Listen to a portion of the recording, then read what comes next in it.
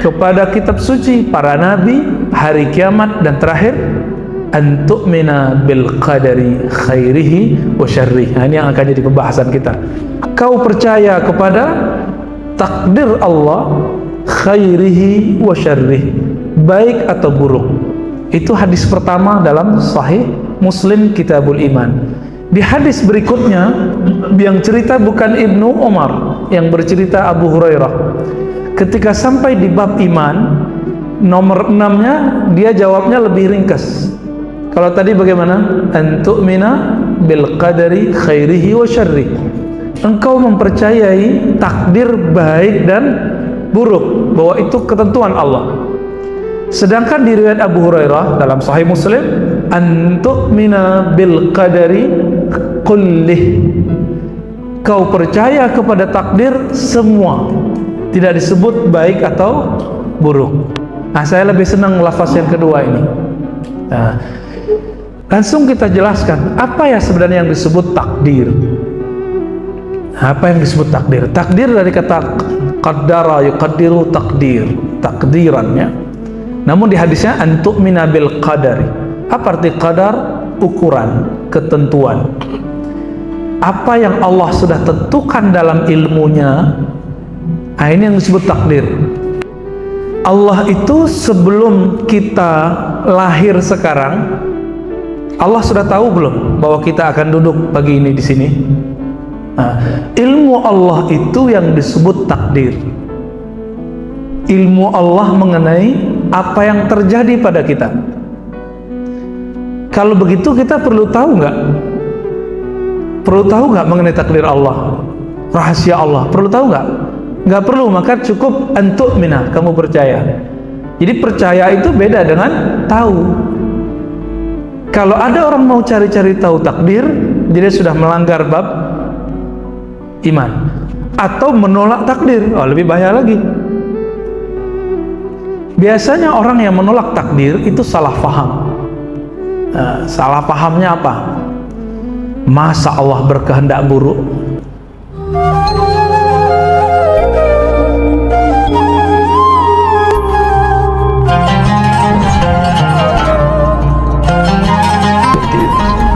Assalamualaikum warahmatullahi wabarakatuh.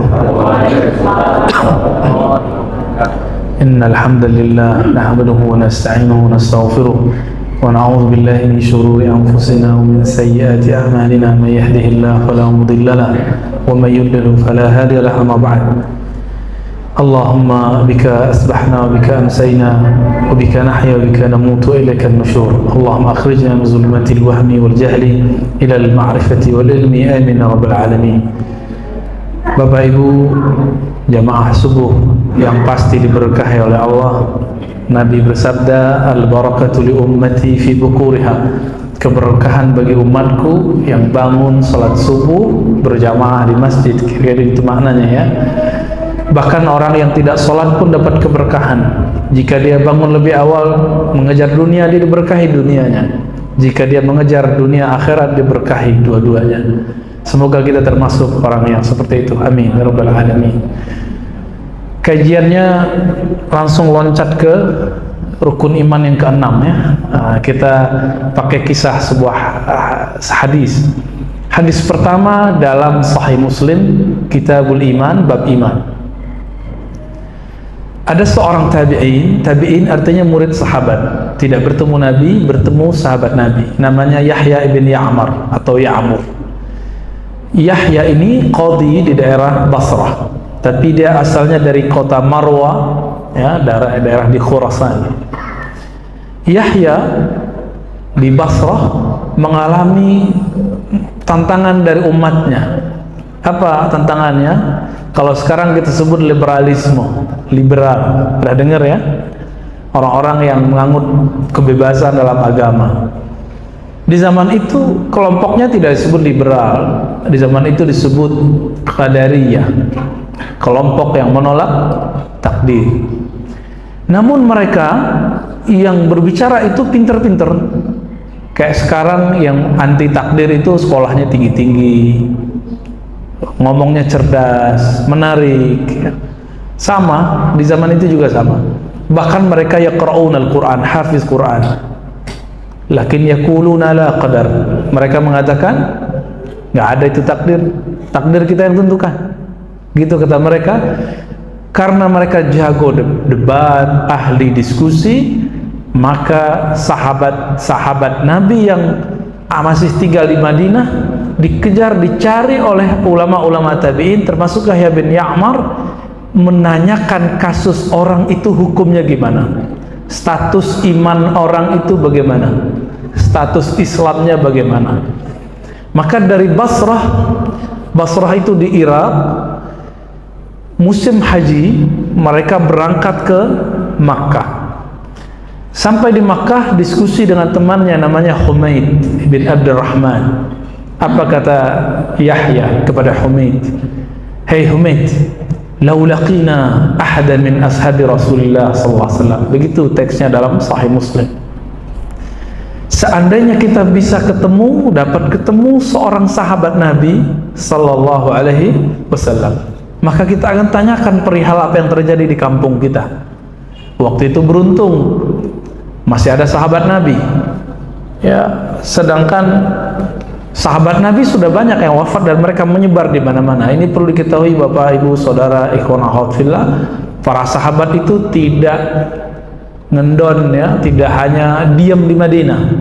Mereka nyebar. Ada yang pergi ke Turki, Abu Ayyub al-Ansari.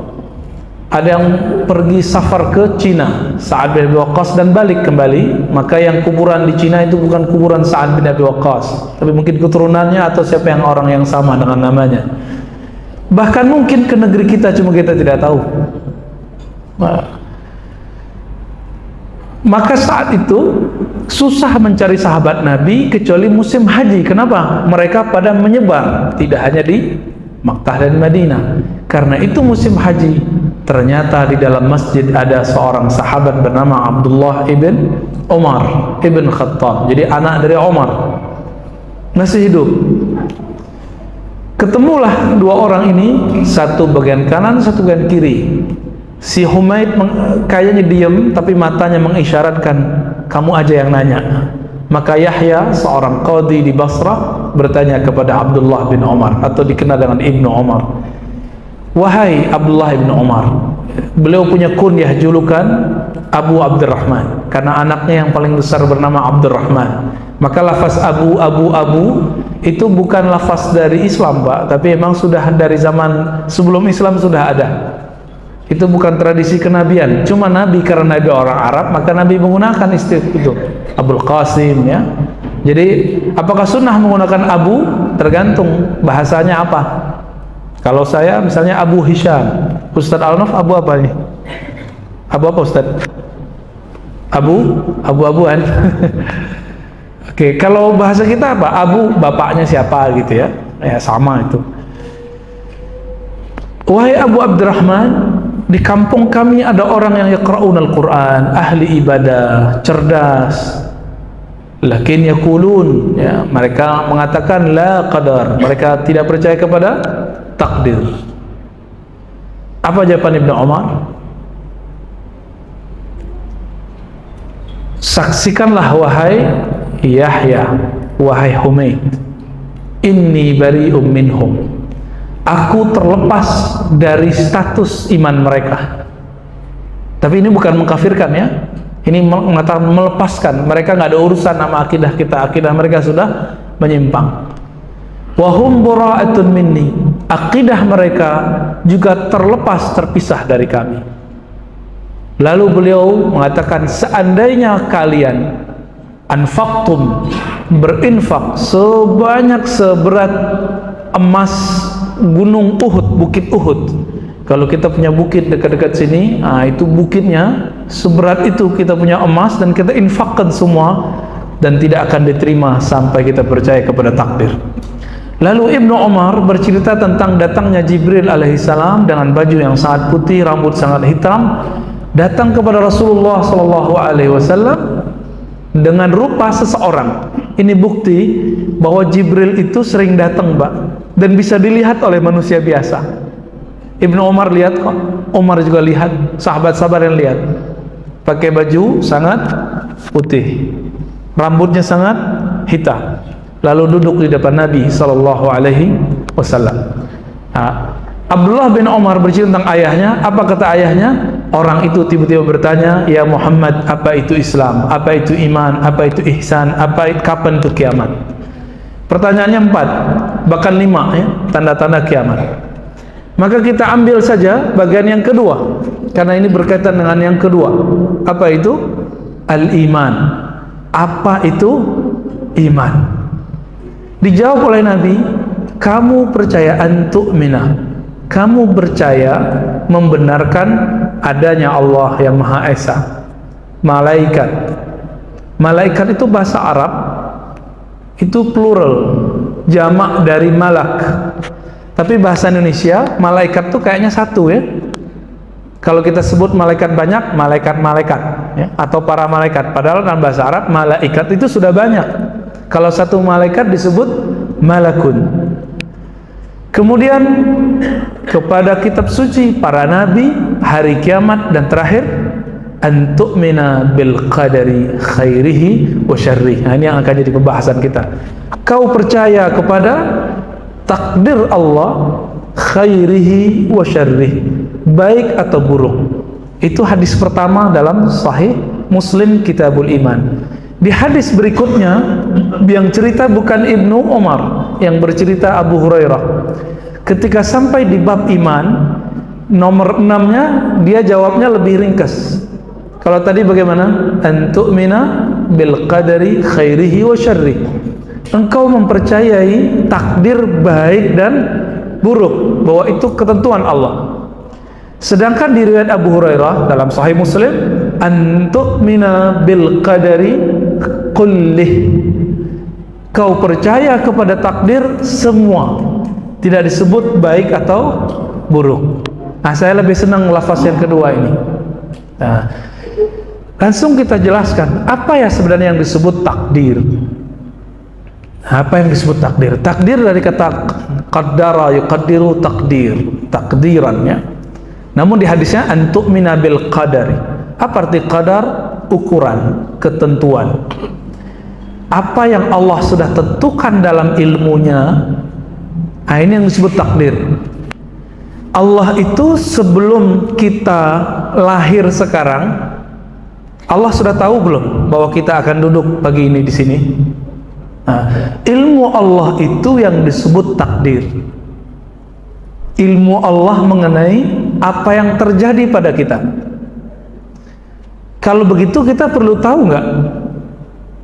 Perlu tahu nggak mengenai takdir Allah, rahasia Allah? Perlu tahu nggak? Nggak perlu, maka cukup antu'mina, kamu percaya. Jadi percaya itu beda dengan tahu. Kalau ada orang mau cari-cari tahu takdir, dia sudah melanggar bab iman atau menolak takdir. Oh, lebih bahaya lagi. Biasanya orang yang menolak takdir itu salah paham. Salah pahamnya apa? Masa Allah berkehendak buruk kepada hambanya? Nah, kelompok yang mengatakan tidak ada takdir itu bernama Qadariyah. Apa namanya? Beda dengan Qadiriyah. Kalau Qadiriyah tarekat Sufi.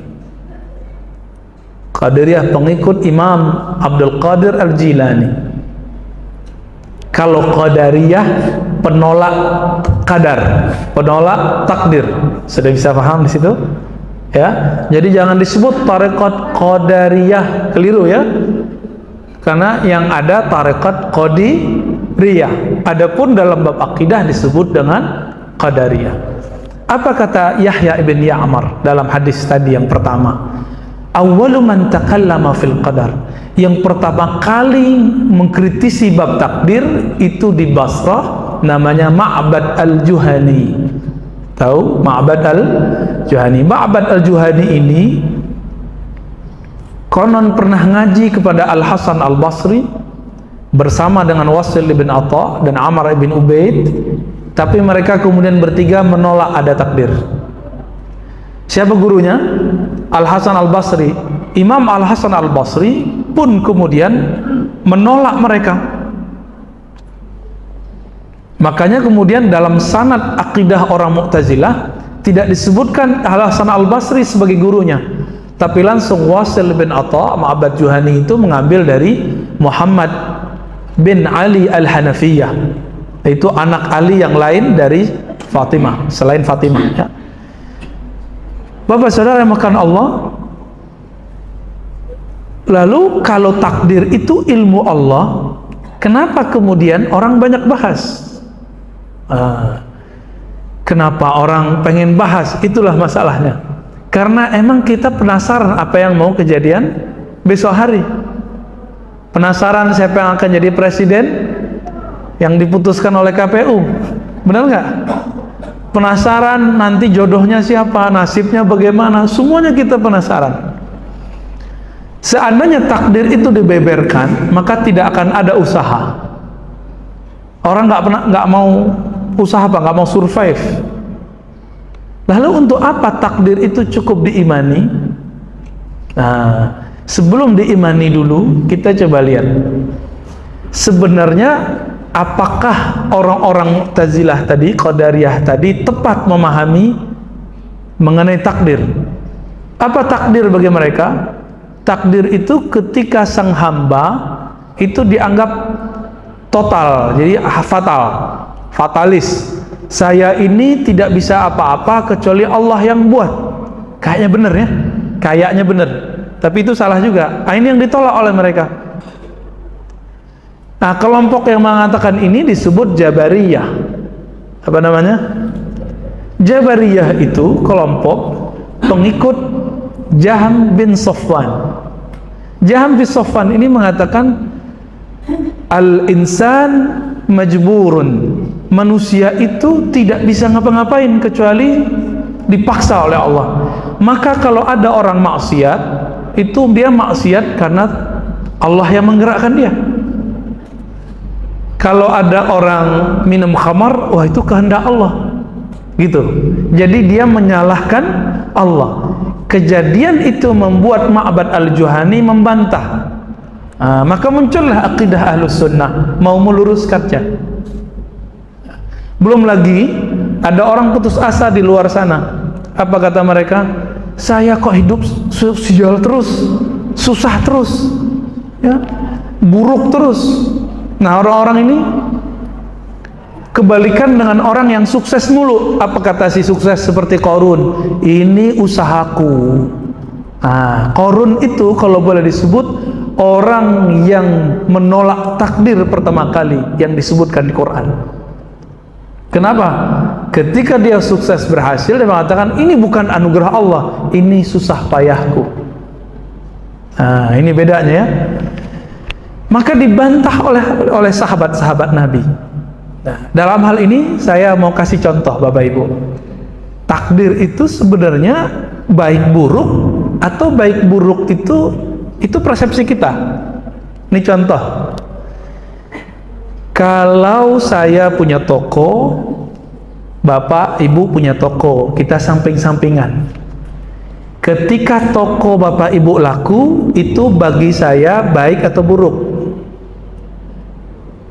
Tergantung persepsi, Pak. Toko saya sepi, toko Bapak Ibu ramai. Itu takdirnya baik apa buruk? Takdir siapa yang lagi baik? Takdir Bapak ya?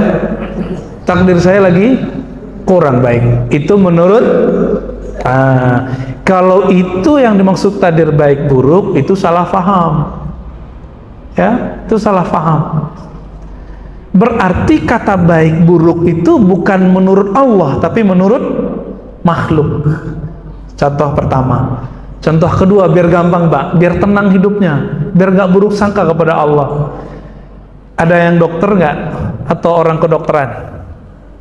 Kalau saya sakit, itu buruk bagi saya, benar nggak? Baik bagi siapa? Dokter. Bagi orang yang kerja di rumah sakit, bagi perawat, bagi yang jual obat, bagi yang ngantar kita ke rumah sakit, benar nggak? Tapi bagi keluarga yang sakit, itu dianggap musibah. Baik menurut dokter atau pekerja kedokteran, tapi buruk menurut Oke, berarti masalah baik buruk di mana? Persepsi, ya. Persepsi, Pak. Saya berjodoh dengan gadis cantik. Teman saya senang sama gadis itu, makan hati dia. Maka itu takdir baik bagi saya, takdir buruk bagi dia. Kalau itu yang disebut takdir baik buruk, terlalu naif kita ya. Namun jika itu yang disebut takdir baik buruk, maka wajar Abu Hurairah menyebutkan hadisnya, antu'mina bil qadari kullihi, kamu percaya takdir semua, tidak disebut baik dan buruk. Sedangkan Ibnu Umar mengatakan kamu mempercayai takdir baik atau buruk. Maka di sini ada kemungkinan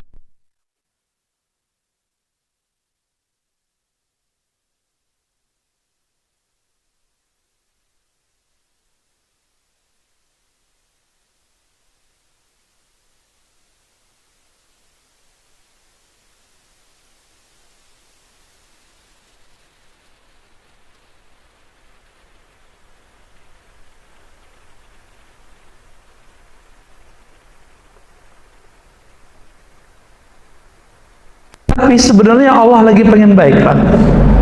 Ya, ini contoh.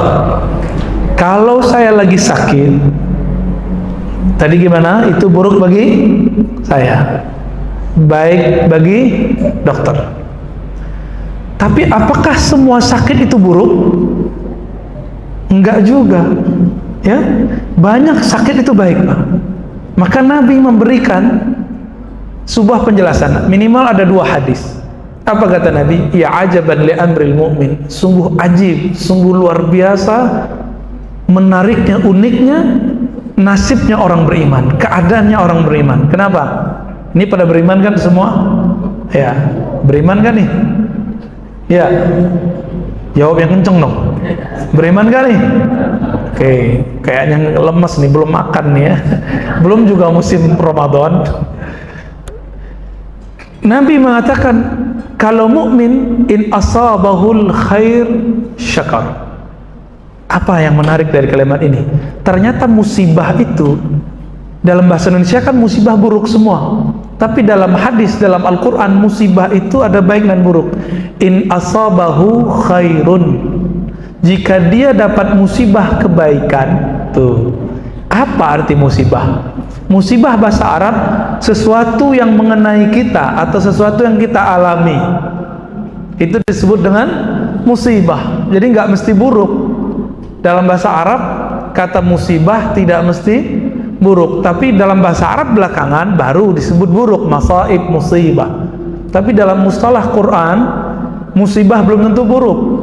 Dalam mustalah hadis, dalam istilah-istilah kenabian, bisa jadi musibah itu baik. In asabahu khairun atau al khairu, jika dia dapat musibah kebaikan atau jika dia ditimpa kebaikan, dia mendapatkan kebaikan, syakara, dia bersyukur.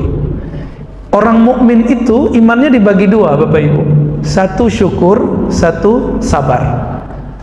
Kalau dia enak terus, imannya baru separuh.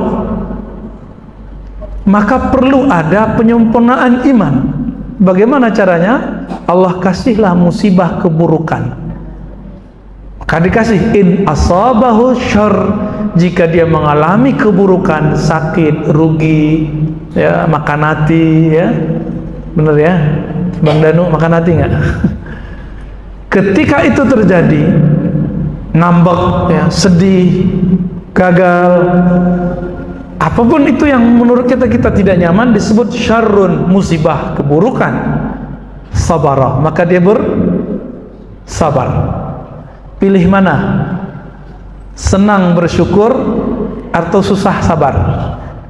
Rata-rata kita pilih senang bersyukur, ya. Berarti belum siap imannya sempurna.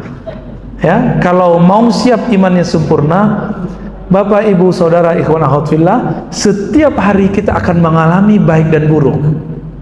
Setiap hari. Maka tidak ada jalannya kecuali 2. Jika baik, syukur. Jika tidak baik, sabar. Baru sempurna imannya. Mengenai sabar itu, tidak mesti sabar itu kita mengalami keburukan. Tapi sebelum keburukan kita alami, maka Allah ajarkan kita untuk hidup susah. Maka nanti beberapa hari ke depan kita akan puasa. Untuk merasakan kemiskinan nggak perlu jadi miskin, cukup puasa. Maka kita bersyukur di malam harinya, bersabar di siang harinya. Nah, kembali ke kata sabar tadi, kata qadar tadi ya. Nabi SAW mengajarkan takdir itu sederhana aja, ilmu Allah udah selesai. Nah, apa di hadis lain? Seandainya ya, lau ijtama'a qaumun, seandainya sekelompok orang berkumpul, ala ayyan fa'uka, ya, ingin memberi manfaat kepadamu sesedikit pun, sesuatu pun, secuil pun, syai'an ya, maka mereka tidak akan sanggup, layyan fa'uka, mereka tidak akan sanggup memberi manfaat bagimu illa ma kataballahu lak, kecuali yang Allah telah kataballahu lak, tetapkan bagimu. Jadi takdir kita bakal siapa yang jadi presiden ini, sebelum kita ada, Allah sudah tahu belum? Allah sudah tentukan belum? Ya, masih rusuh nggak? Masih bingung nggak? Allah sudah tentukan kok. Baik buruk itu di sini, Pak. Karena info yang kita dapat tidak tepat. Info yang kita dapat mengenai dua calon itu nggak pas. Bagi yang pro 01 pasti info yang 01 baik-baik sama dia. Info tentang 02 pasti buruk-buruk sama dia. Begitu juga sebaiknya yang pro 02, info yang dia dapat mengenai 01 pasti buruk terus. Ini yang kemudian mempengaruhi cara berpikir. Nah, maka hati-hati di situ. Ya, ini sekarang Pak, kita buka WA, kita buka TV, seakan-akan Indonesia bahkan dunia Islam itu lagi mengalami takdir yang buruk. Padahal kita lebih enak hidup dari zaman-zaman sebelumnya. Walaupun zaman sekarang juga susah. Dulu di zaman-zaman masa diktator, masa Orde Baru, hidup susah sekali Pak. Tapi kita bersyukur karena kita nggak dapat berita-berita aneh-aneh itu. Sekarang sesusah-susah orang, pulsanya masih aktif, ya, internetnya masih jalan, makannya masih 3 kali sehari, ya kan? Tapi karena kita dapat asumsi-asumsi yang tidak pas, akhirnya orang kalau tidak senang, merasa susah, dia akan mencari, kalau dia belum dewasa, dia akan mencari kambing hitam. Kambing hitamnya kalau dulu zaman-zaman Khairul Anwar, Pak Khairul Saleh yang buat puisi Aku itu ya, menyesal jadi orang Indonesia. Ya, Khairul Anwar ya. Itu kan ungkapan nggak menerima takdir. Ya, jadi puisi. Jadi puisi, Pak. Nggak terima, salahkan negeri ini kok lahir di sini. Menyalahkan itu kan menyalahkan Allah Ta'ala. Maka saya nggak suka Pak puisi itu. Walaupun isinya ada positifnya, tapi sudah menjurus kemana? Sudah menjurus ke menyesali takdir. Siapa yang menetapkan kita harus jadi orang Indonesia? Allah. Mungkinkah Allah berkeinginan buruk bagi hambanya? Nggak mungkin. Seburuk-buruknya itu pendapat kita, tapi di sisi Allah pasti baik. Nah, dalam akidah Ahlus Sunnah, Allah itu berkehendak sesukanya, meskipun menurut kita itu buruk, maka disebutlah takdir buruk dan takdir baik. Tapi di sisi Allah semuanya baik. Nah, kembali ke yang tadi, kalau ada orang sakit itu buruk bagi siapa yang sakit, tapi bagi dokter. Jadi takdir itu turun brek satu, itu baik semua. Coba kalau nggak ada orang sakit Pak, fakultas kedokteran itu jadi fakultas sial, ya, fakultas kutukan. Tapi hari ini kan semua kita pengen anaknya mungkin 1, 2 atau yang sudah punya anak nggak kedokteran pengen menantu dokter, ya kan? Kenapa? Karena kesannya orang yang bekerja di kedokteran atau dokter punya fulus banyak, kan begitu. Jadi kita ini mengukur kebaikan itu udah keliru. Bagi kita baik itu duitnya banyak, sehat-sehat terus, gitu ya. Nah, coba kita lihat. Nabi SAW ketika mengatakan, jika orang mukmin itu ditimpa keburukan, dia bersabar. Was-sabru khairul lahu. Sabar itu baik bagi dia. Artinya musibah itu sebenarnya tetap baik bagi orang yang dapat musibah. Sebenarnya tetap baik, Pak. Saya yakin nih di antara Bapak yang hadir ini ada yang asam urat, ya, ada yang kolesterol, ada yang hipertensi. Ya enggak? Ada yang sakit gula, ada yang sakit dompet, ya, macam-macam. Semua itu kita salahkan Allah atau salahkan diri sendiri? Nah, maka dalam bab takdir kita percaya bahwa Allah pasti punya rencana baik. Namun persepsi kita yang berubah. Maka ada adab. Ketika Nabi Khadir, ya, bukan Nabi Khidir, di Quran itu Khadir, atau dalam hadis Khadir, ya, Nabi Khadir, dalam bahasa kita Khidir, membunuh dan melobangi kapal, ya, dan kemudian menegakkan tiang rumah. Nabi Musa bertanya 3 kali dan mengingkari. Membunuh orang itu baik atau buruk? Kapal dibolongin itu baik atau buruk? Buruk. Buruk terlihat oleh kasat mata. Cuma buruk nggak di sisi Allah? Kita cek, ya. Akhirnya Nabi Khadir cerita. Nah, ini kita ambil satu aja, yang kapal, ya, yang kapal. Kenapa aku melobangi kapal? Karena jika aku tidak lobangi, para nelayan akan pergi berangkat bekerja ke laut, sedangkan di tengah laut sedang ada perompak yang membunuh siapapun yang lewat. Kayaknya gak bener, tapi ternyata lebih bener. Nah, ini ada rahasia di situ. Apapun yang kita rasakan hari ini, yang kita rasa itu buruk, sebenarnya untuk mendapatkan yang lebih baik. Apa kata Imam Ibn Athaillah? Orang yang tidak tahu rahasia kesehatan, nikmat sehat, akan diberi kesadaran saat nikmat sehatnya hilang. Orang yang tidak sadar nikmat Allah itu ada, Allah akan buatkan dia sadar ketika nikmat itu tiada. Pilih mana? Sadar saat nikmat itu ada atau sadar saat itu tiada? Coba contohnya, ya, anak-anak muda nih yang alay-alay milenial ini kan kalau pakai motor nggak pakai helm, nggak pakai jaket, malam-malam ngebut, diingetin sama bapak ibunya, nganggapnya apa? Nggak keren gitu, ya.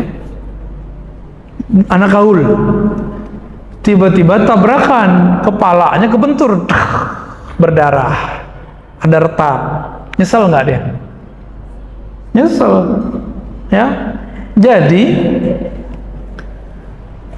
kadang-kadang hal-hal yang kita nggak senangi itu justru kadang baik. Maka di Quran kalimatnya umum, walaupun itu tentang ayat perang. Allah mengatakan, asa an tuhibbu syai'an, barangkali siapa tahu kamu senang sesuatu, wa huwa syarrul lakum, tapi itu buruk bagimu. Makan jeroan, apa namanya itu, Pak? Gajeboh, ya, enak nggak? Enak, ya, maklum orang Sumatera. Enak, nikmat. Tapi kalau tiap hari makan, ya, belum 30 tahun udah stroke gitu, ya. Kenapa? Darahnya ngental di mana-mana, kayak gajih itu, Pak, kayak lemak itu. Bagaimana ajaibnya Allah membuat kepala ini 1 cm jalan darahnya tertutup, bisa stroke. Benar nggak? Ya. Namun saya udah ketemu banyak orang stroke.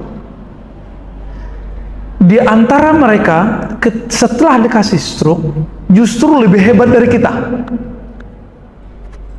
Lebih hebat dari kita, Pak. Kita yang sehat-sehat ini, ya, penghasilannya begitu-gitu aja. Hanya bisa mengumrohkan pasangannya atau orang tuanya. Ini sahabat kita ini setelah Allah kasih dia musibah stroke, Allah kasih dia harta yang melimpah ruah. Akhirnya setiap tahun mengumrohkan 40 orang. Itu stroke itu baik bagi dia atau buruk? Jadi bahaya, Pak, bagi dia, ya. Kita yang sehat-sehat begini kalah sama dia. Maka saya berpikir tidak semua yang kita lihat buruk dengan mata ini itu buruk di sisi Allah atau menurut orang lain. Jadi dia sendiri cerita, saya itu heran Ustadz, ya, semenjak walaupun keadaan begini Allah buka yang lain. Punya santri anak duafa 400-an, Pak. Siapa sanggup? Kayaknya punya anak santunan satu aja kayaknya mikir ya, ini 400 Pak. Allah berkahi hidupnya. Allah berkahi hidupnya. Jadi tidak semua yang kita pikirkan buruk itu buruk. Nah, kembali ke hadis tadi. Ketika Nabi bersabda, antu'mina, kamu percaya kepada takdir Allah, ketentuan Allah. Allah kapan menentukan dunia ini? Sebelum dunia ini ada. Ya, sebelum dunia ini ada. Karena dia telah menentukannya. Nabi bersabda dalam hadis Imam Tirmizi, jaffat, ya, al-qalam, telah kering tinta Lauh Mahfuz yang mencatat takdir, ya. Jadi sudah nggak berubah lagi takdir. Maka ulama kita membagi takdir jadi dua. Ada takdir yang disebut takdir mu'allaq, yang akan datang disebut mu'allaq. Apa arti mu'allaq? Yang masih digantung. Orang-orang keliru dikira takdir mu'allaq itu bisa dirubah. Enggak, takdir mu'allaq tetap tidak bisa dirubah. Takdir mu'allaq masa depan itu rahasia Allah. Adapun yang sudah terjadi, duduknya kita hari ini di sini, atau kita lahir sebagai orang Melayu, orang Jawa, orang Sunda, orang Minang, orang Batak, orang manapun, itu takdir masih bisa dirubah nggak? Emang ada takdir nggak bisa dirubah, Pak, ya? Masih bisa diingkari? Enggak. Siapa yang menentukan itu semua? Allah. Nah, ini disebut takdir mubram. Mubram itu yang sudah sabit, yang sudah berlalu, tidak bisa kita balik lagi. Satu nafas yang baru lewat, itu takdir Allah, itu nikmat Allah. Namun saya punya makna lain tentang takdir. Antu'mina bil qadari, takdir itu saya artikan nikmat. Engkau percaya kepada nikmat Allah. Kita pakai riwayat Abu Hurairah, kullihi, semuanya. Bahkan dalam keburukan menurut pikiran kita itu ada nikmat di situ. Orang sakit dapat nikmat, Pak. Apa nikmatnya? Sabar. Ya. Orang susah dapat nikmat. Apa nikmatnya? Sabar. Sabar itu bahasa Arab bertahan. Yang sanggup bertahan hidup di dunia itu orang yang ditempa lebih banyak daripada yang tidak ditempa. Oleh karena itu kami dulu kalau di pesantren, kalau ngaji, ya, kalau belajar, itu ada yang disebut riyadhah. Apa arti riyadhah? Latihan hidup sederhana. Maka kalau anak kita khawatir anak kita nggak sanggup menghadapi hidup, santriin dia, Pak. Karena di pesantren ada namanya puasa Senin Kamis, ada puasa Zulhijjah. Kita dilatih untuk mengurangi makan. Contoh lain,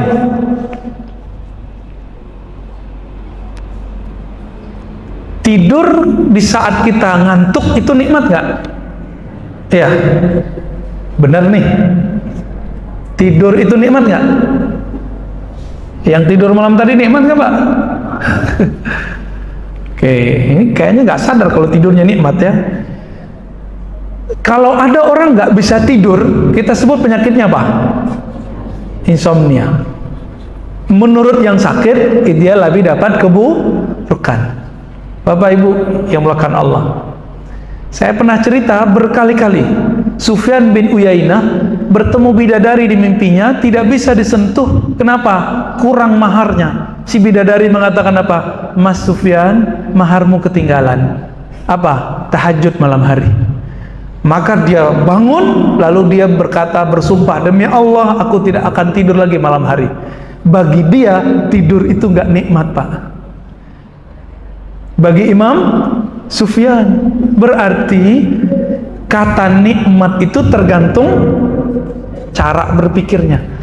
Jam 3, jam 4 kita duduk bangun zikrullah lebih nikmat atau tidur? Yang mana yang lebih nikmat? Tergantung zikirnya udah terlatih atau belum. Udah terlatih belum zikirnya? Insya Allah berarti belum yakin, Bu. Kita tidak menikmati zikir karena tidak tahu cara menikmatinya. Nabi bersabda, afdalu dzikri la ilaha illallah. Zikir yang paling nikmat, gitu terjemahan bebasnya, adalah la ilaha illallah. Kenapa waktu zikir tadi ada yang kabur? Karena dia nggak menikmati zikir. Apalagi sudah kena virus zikir kenceng-kenceng pada sholat bid'ah. Nah, itu dah nggak bisa menikmati, Pak. Kita lewat nih, ada rumah makan. Rumah makannya enak hasilnya, tapi teman kita bilang, Ustaz, jangan di situ. Kenapa? Itu rumah makannya nggak enak. Nggak enak. Kenapa? Orangnya nggak beres, nggak bersih. Akhirnya kita kalau coba ke sana, pikiran kita nggak nyaman. Ada lalat satu, kita bilang, wah bener nih, kotor nih. Padahal di rumah makan yang lebih bagus, lalatnya tetap banyak. Cuma karena merasa tidak ada kata-kata jorok sebelum ke sana, nggak ada asumsi buruk. Nah ini, orang tidak menikmati zikrullah, kadang-kadang dapat virus bid'ah. La ilaha illallah. Wah, mikir dia, ini ngapain Allah kok diteriak-teriakin gitu ya. Nah ini karena tidak faham. Nikmat bagi orang yang faham, tapi tidak nikmat bagi orang yang tidak faham. Maka kenikmatan dalam memahami takdir itu tergantung ngajinya ke orang yang tepat. Ya, belajarnya kemana?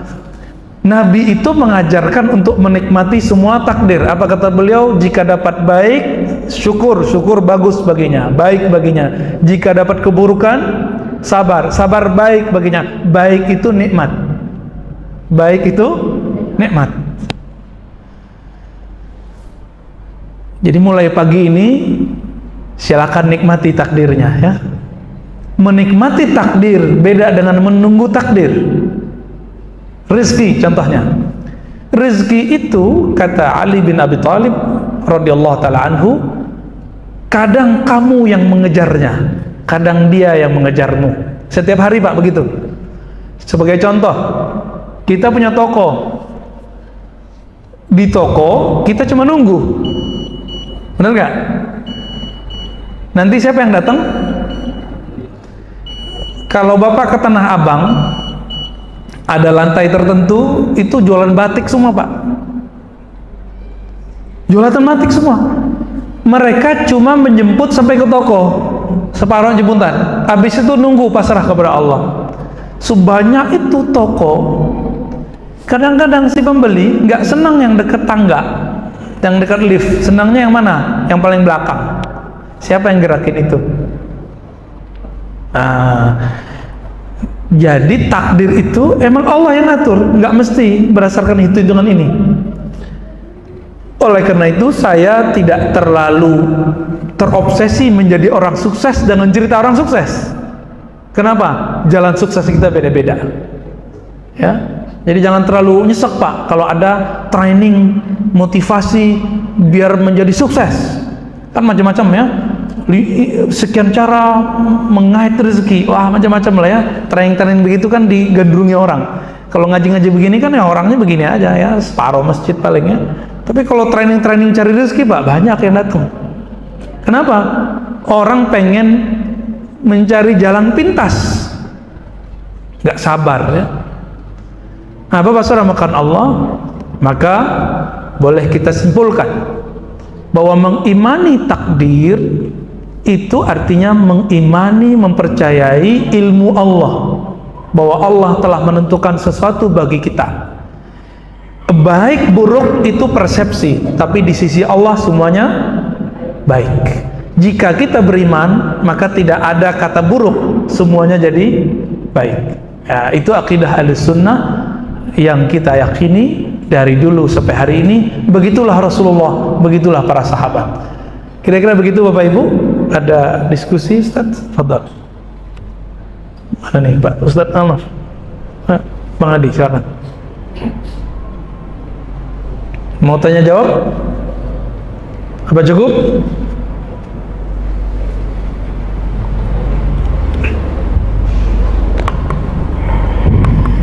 Bapak Ibu, kepada Bapak yang ingin bertanya, silakan kita kasih waktu 10 menit. Boleh langsung ataupun dengan yang menggunakan tulisan di kertas biasa ya. Ya. Kita tunggu Bapak Ibu. Yap. Saya menanyakan masalah Mengumpat.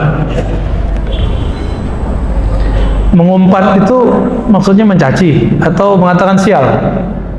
Mengatakan sial ya. Ya, itu ekspresi orang yang tidak ridho kepada takdir. Dalam hadis Nabi dikatakan orang pengen masuk surga itu ada cara mudahnya. Katakan setiap pagi, raditu billahi robba, aku ridha Allah sebagai Rabbku, penentu takdirku. Orang kalau sudah ridho itu munculnya dari cinta. Kalau sudah cinta, masakan pasangan kita kurang enak, kita pecahin nggak Pak gelasnya, piringnya, atau kita sabar aja ya. Nabi karena cinta kepada istrinya, kalau istrinya masak kurang enak, beliau diem aja.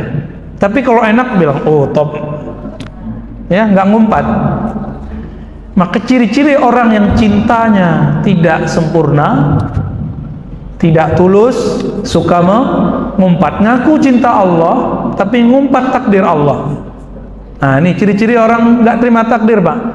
Oh Ustaz, hidup ini pahit.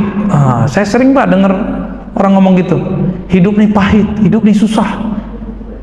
Hidup ini nggak akan susah sampai kita ngomong begitu. Contoh ini, ada dua orang perempuan sama-sama alumni satu sekolah. Si perempuan yang pertama, suaminya gajinya cuma 3 juta, tapi hidupnya pas-pasan cukup. Apa yang dia mau ya cukup adalah, cuma 3 juta Pak. Suatu kali ketemulah dengan temannya, cerita-cerita sampai kemudian ke masalah dapur, masalah penghasilan suami. Ternyata teman yang perempuan ini punya suami gajinya sebulan 20 juta. Kaget ya.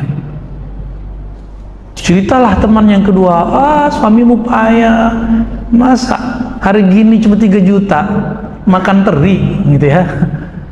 Pantesan nih bajumu lusuh, masalah macam. Akhirnya ketika pulang, istrinya yang selama ini hidup nerimo, ridho, pasrah, mensyukuri nikmat yang cuma 3 juta itu, sekarang nggak bisa nikmat lagi. Kenapa? Kena virus barusan. Kena virus barusan ya. Maka kalau ngobrol sama orang sukses, jangan ngobrol tentang penghasilannya, tapi semangatnya aja Pak. Karena kalau ngobrol sama penghasilannya kita nyesek di sini. Gitu. Ya. Ini contoh bahwa baik buruk itu di sini masalahnya. Pikiran kita. Disitulah datangnya umpatan. Ya. Ada sebuah hadis, la yughayyirul qada illa du'a. Sebelum ada yang nanya ya, kayaknya ada yang mau nanya itu tapi malu. Tidak ada yang merubah takdir kecuali doa. Salah terjemah itu. Hadisnya gimana? La yughayyirul qada, bukan qadar. Tidak ada yang merubah qada illa doa, kecuali doa. Apa arti qada? Qada itu ketetapan atau kehendak Allah. Kecuali doa. Masalahnya doa itu sendiri siapa yang menggerakkan? Allah. Jadi sebenarnya tidak ada perubahan, yang ada itu Allah setting orang supaya dia punya usaha.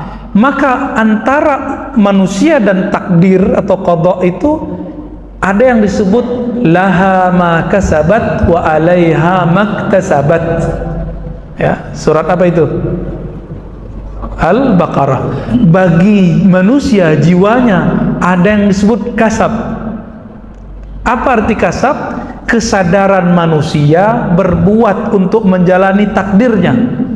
Maka takdir boleh kita ilustrasikan. Ini ilustrasi, bisa salah bisa benar, tapi ini mendekati kebenaran. Allah kasih takdir saya, Bapak Ibu ini dikasih rating 1 sampai 10. 1 sampai 10. Kasab usaha itu saya pilih berapa, saya jemput rezeki saya berapa. Saya jemput 1 atau 2 atau 3 atau 4 atau 5 atau 10. Orang-orang yang menjemput rezekinya lebih rajin, maka takdirnya terasa oleh orang lain lebih baik. Orang yang sukses itu emang dia sesantai kita hidupnya? Enggak kan? Mereka yang usaha, jadi pengusaha itu kalau perlu sehari itu bukan 24 jam, kalau bisa 25 jam. Tidur aja sampai mimpi kepikiran itu. Maka Imam Ibnul Jauzi mengatakan, para petani kerjanya berat untuk fisik, tapi pikirannya nyaman, maka tidurnya ngorok, keringetan enak, Pak. Orang pedagang pengusaha kerja badannya ringan, naik mobil bagus, tapi pikirannya berat, Pak, susah. Makanya sering orang mengalami ya susah tidur itu di situ. Ya, jadi wajar kalau mereka laha ma kasabat, orang dapat apa yang dia usahakan. Yang dia usahakan itu tidak akan lebih dari apa yang ditentukan oleh Allah. Gitu maksudnya. Walaupun kita sudah, kata orang Jawa yang ngoyo gitu, walaupun kita bersikeras mau, kalau Allah kemudian tidak mau, gak jadi, Pak. Kita bersikeras, orang yang kita coblos kemarin jadi presiden, kalau Allah nggak mau, kembalikan ke surat 3 ayat 26. Apal kan? Kulillahumma malikal mulki tu'til mulka man tasha wa tanzi'ul mulka mimman tasha wa tu'izzu man tasha wa tudhillu man tasha. Katakanlah hai Muhammad, katakanlah hai pengikut Muhammad sallallahu alaihi wasallam, Allahumma, ya Allah, engkaulah malikul mulk, engkaulah raja di raja, maha penguasa alam semesta. Tidak ada satu penguasa pun di bumi kecuali dengan takdirmu. Sebelum kita nyoblos ini sudah ditentukan nama Allah, sudah. Dan disebutkan di situ, tu'til mulka man tasha, hanya engkau yang memberikan kekuasaan kepada siapa yang engkau kehendaki, bukan rakyat, bukan KPU, bukan. Enggak kok. Ya, di zaman Soeharto siapa yang angkat presiden? MPR, Pak. Walaupun ada kita milih, tapi yang kita pilih kan calon wakil rakyat. Nanti orang-orang MPR yang angkat. Sekarang katanya rakyat memilih, ya KPU lah, macam-macam. Itu untuk merusak cara berpikir tentang takdir, bikin rusuh. Akhirnya kita mikir apa? Indonesia kok gini-gini amat gitu ya. Padahal negeri kita masih lebih enak, Pak, daripada Irak, Suriah yang sudah hancur. Juga karena masalah demokrasi. Masalah milih-milih ini juga. Jangan sampai ini terjadi di negeri kita yang kita cintai ini, ya, terjadi kerusuhan. Begitu, Pak. Ya.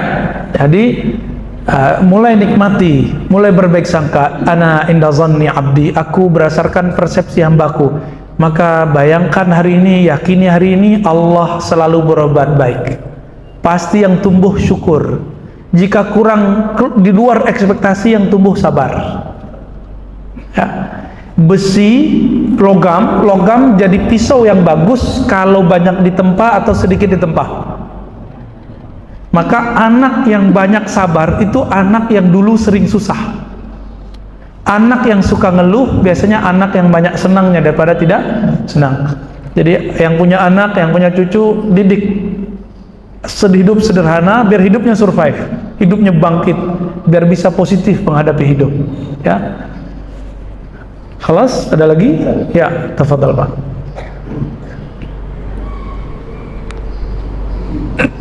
Assalamualaikum warahmatullahi wabarakatuh. Assalamualaikum warahmatullahi wabarakatuh. Bila saya dengar kajian ini termasuk kajian-kajian tasawuf atau ilmiah. Sekarang saya bertanya arah atau bagaimana kita menggunakan yakin.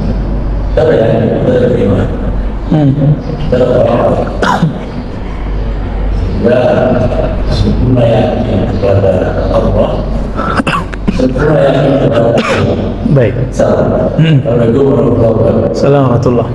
Bapak kalau cek di Quran, yakin dan tawakal itu, kata tawakal ya, tawakal tumbuh dari yakin. Tawakal itu penyerahan total kepada Allah. Berarti orangnya sudah percaya kepada Allah. Di waktu Nabi Ibrahim hendak mau dilempar ke api, tawakal dan yakinnya muncul. Apa kata Nabi? Dalam hadis Imam Bukhari dikatakan Jibril didatangi, Ibrahim alaihissalam didatangi oleh Jibril, didatangi oleh semua malaikat langit, bumi, semua binatang kecuali beberapa binatang yang disuruh dibunuh. Semuanya menawarkan untuk memadamkan api. Apa kata Jibril? Kata Nabi Muhammad, hasbiyallah wa ni'mal wakil. Di riwayat lain, hasbunallah wa ni'mal wakil. Cukuplah Allah bagiku sebaik-baik tempat bertawakal, berserah diri, sebaik-baik yang mengurus hidupku. Lalu bagaimana cara biar tawakul? Ngaji ini kan teori. Teori itu melahirkan sebuah keyakinan, ilmu. Ilmu itu biar menumbuhkan keyakinan yang kuat, maka harus ada latihannya. Saya misalnya bilang, Bapak mau kuat badannya, jantungnya, ayo jalan setengah jam setiap hari, jalan cepat.